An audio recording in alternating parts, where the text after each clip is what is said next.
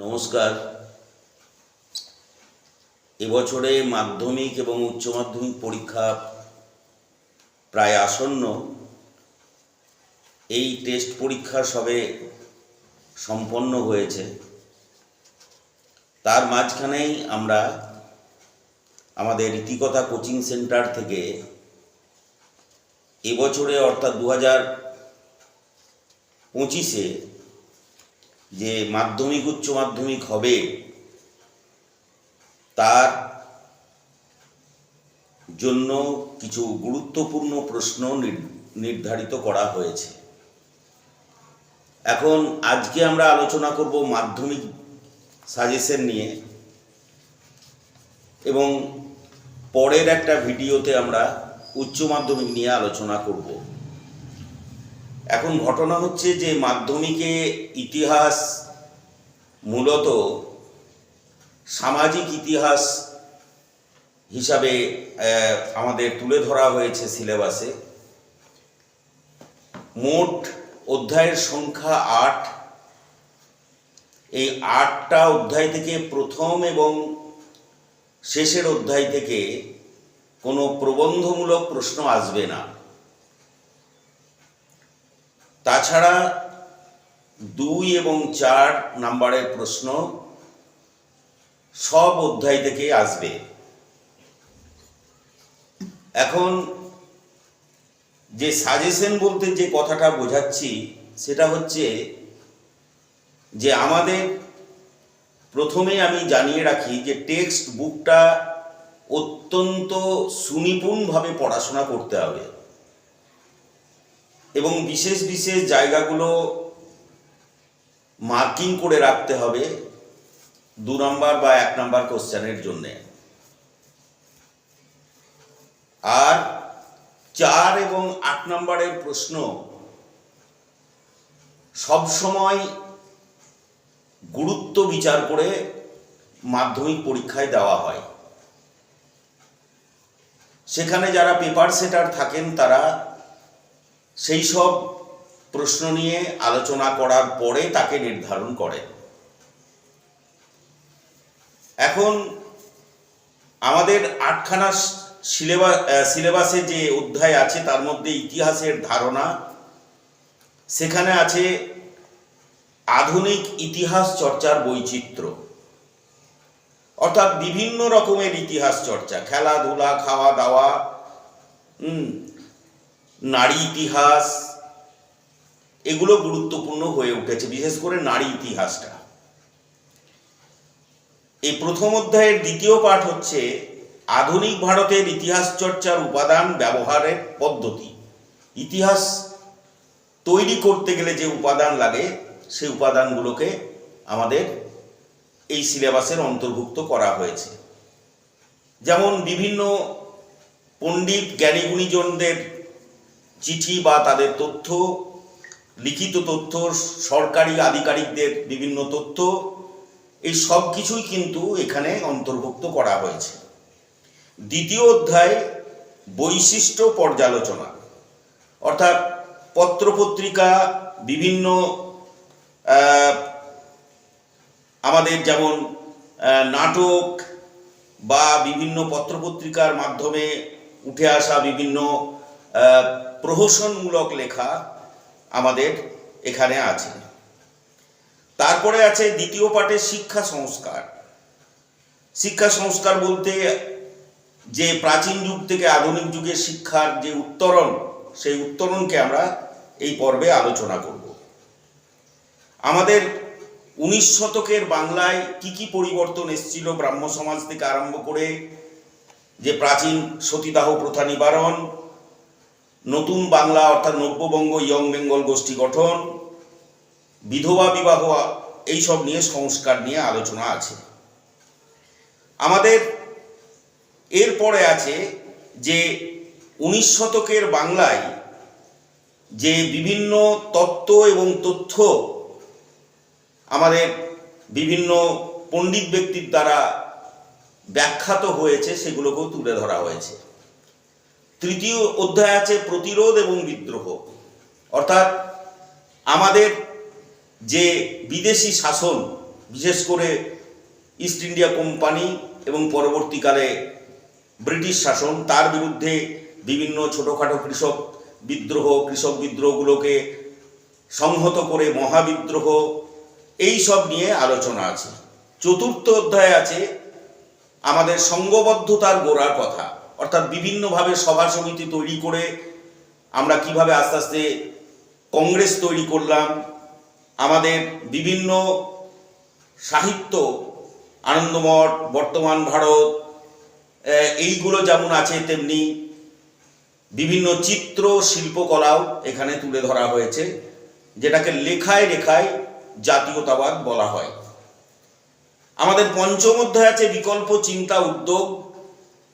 এখানে আছে ছাপাখানার বিকাশ, বিজ্ঞানের বিকাশ, বিজ্ঞান বিষয়ক গবেষণা এবং বিভিন্ন খ্যাতনামা বিশ্ববিখ্যাত বিজ্ঞানীগণদের কথা আলোচিত হয়েছে।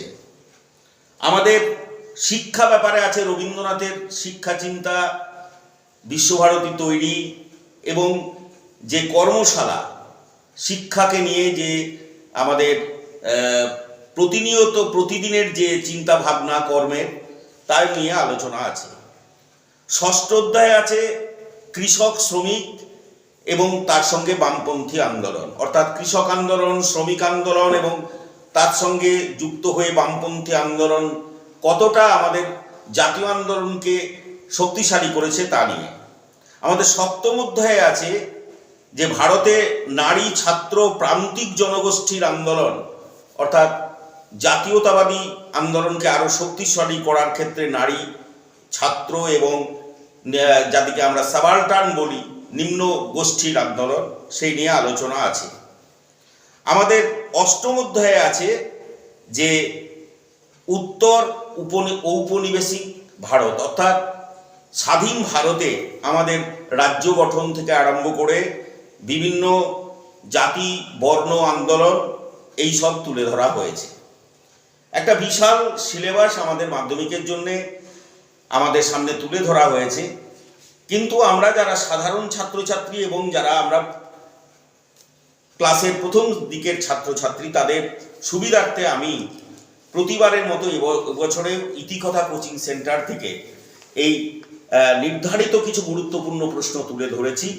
প্রশ্ন সবগুলোই গুরুত্বপূর্ণ, যে আমরা টেক্সট পড়ে বুঝতে পারবো, কিন্তু তার মধ্যে থেকে যেগুলোর উপর গুরুত্ব দেওয়া উচিত বলে আমি মনে করেছি, আমি সেগুলো বলছি।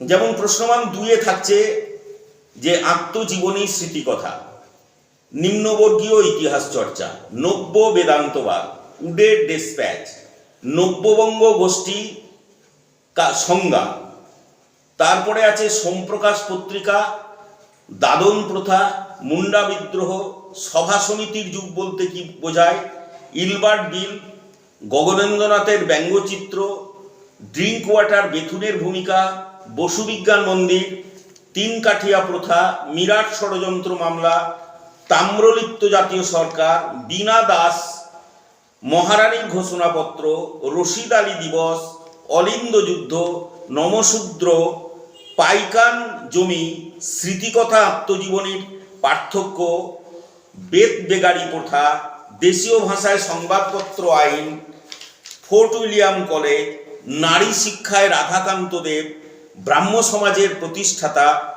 বারাসত বিদ্রোহ, ডান্ডি অভিযান এবং দীপালি সংঘ, এগুলোকে 2 নম্বরে আমাদের প্র্যাকটিস করতে হবে। এবার আসি আমরা 4 নম্বরের জায়গায়। 4 নম্বরে যেমন নারী শিক্ষা ও বিদ্যাসাগর, শিক্ষা বিষয়ক একটা গুরুত্বপূর্ণ বিষয়, সেখানে বিদ্যাসাগর তো আমাদের মহিরুহ, আমাদের তুলে ধরতেই হবে। স্বামী বিবেকানন্দ নব্য বেদান্তবাদ, ছাপাখানার বিকাশে হিকির ভূমিকা, নারী আন্দোলনের বৈশিষ্ট্য, গান্ধী আম্বেদকর বিতর্ক, ভাষাভিত্তিক রাজ্য পুনর্গঠন, যেটা আমরা আধুনিক এখন যে রাজ্যগুলোকে দেখছি, কোল সাঁওতাল বিদ্রোহ, উপেন্দ্র কিশোর রায়চৌধুরী, রামকৃষ্ণদেবের ধর্ম সমন্বয়বাদ, এটা একটা গুরুত্বপূর্ণ প্রশ্ন, যে সমস্যা আমাদের চারিদিকে চলছে, বঙ্গদর্শন, হুতুম প্যাঁচার নকশা, বারাসত বিদ্রোহ, ইলবার্ট বিল, ভারত সভা, গোড়া, ওয়াহাবি আন্দোলন, সিপাহী বিদ্রোহের ব্যর্থতার কারণ, জাতীয়তাবাদী চেতনায় ইউরোপীয় প্রেক্ষিত, অর্থাৎ জাতীয়তাবাদী আন্দোলনকে শক্তিশালী করতে আমরা ইউরোপের বিভিন্ন যে বিপ্লব আন্দোলন হয়েছে তার ঘটনাগুলো তুলে ধরতে হবে। মিরাট ষড়যন্ত্র মামলা, ভগৎ সিং, নারী ইতিহাস চর্চা, কাশ্মীর সমস্যা, বসু বিজ্ঞান মন্দির এবং মহেন্দ্রলাল সরকার, এগুলো চারের মধ্যে আমরা দেখে রাখতে পারি। 8 নম্বরে যেটা আছে সেটা আমাদের এই যে ষোড়শ শতকে যে নবজাগরণ, তার কারণ প্রকৃতি, নীল বিদ্রোহ একটা থাকছে, মহাবিদ্রোহের চরিত্র, রবীন্দ্রনাথের শিক্ষা দর্শন, প্রাচ্য পাশ্চাত্য দ্বন্দ্ব অর্থাৎ শিক্ষা বিষয়ক, সশস্ত্র বিপ্লবী আন্দোলনের নারীর ভূমিকা, বিজ্ঞান ও কারিগরি শিক্ষার বিকাশ, উদ্বাস্তু সমস্যায় গান্ধী আম্বেদকর বিতর্ক এবং রেখায় লেখায় জাতীয়তাবাদ। এই প্রশ্নগুলোকে আমরা মাধ্যমিকের জন্যে অগ্রাধিকার দিয়ে আমরা তৈরি করব। তাহলে ছাত্রদের সুবিধা হবে যে আমাদের এইভাবে আস্তে আস্তে এগিয়ে গেলে আমরা একটা ভালো রকমের প্রস্তুতি শেষ করে মাধ্যমিক পরীক্ষায় যেতে পারবো। আর একটা কথা বলি, আমাদের পশ্চিমবঙ্গ গৃহশিক্ষক কল্যাণ সমিতি থেকে প্রতি বছর কথা কাহিনী প্রকাশনী থেকে একটা শর্ট কোশ্চেনের প্র্যাকটিস বই বেরোয়, সেটা আপনাদের সামনে আমি তুলে ধরছি। মাধ্যমিক দিশারি, এটা যদি প্র্যাকটিস করা হয়, টেস্টেও দেখা গেল পরীক্ষিতভাবে যে প্রত্যেকটা শর্ট কোশ্চেন এই বই থেকে এসেছে এবং এর বাইরে আমার মনে হয় প্রশ্ন দেওয়া সম্ভব হবে না। তার জন্য এই আমাদের পশ্চিমবঙ্গ গৃহশিক্ষক কল্যাণ সমিতির এই যে মাধ্যমিক দিশারি, এই বইটা ছাত্রছাত্রীদের সংগ্রহ করতে বলবো 2025-এর জন্যে। এগুলো বাড়িতে প্র্যাকটিস করলে শর্ট কোশ্চেনে যে একটা হিউজ নাম্বার থাকে সেই নাম্বারটা তারা কভার করতে পারবে। এখন আমাদের যারা মাধ্যমিক পরীক্ষার্থী, তাদের বয়স অল্প, তাদের একটা ভয় বা ভীতি কাজ করে।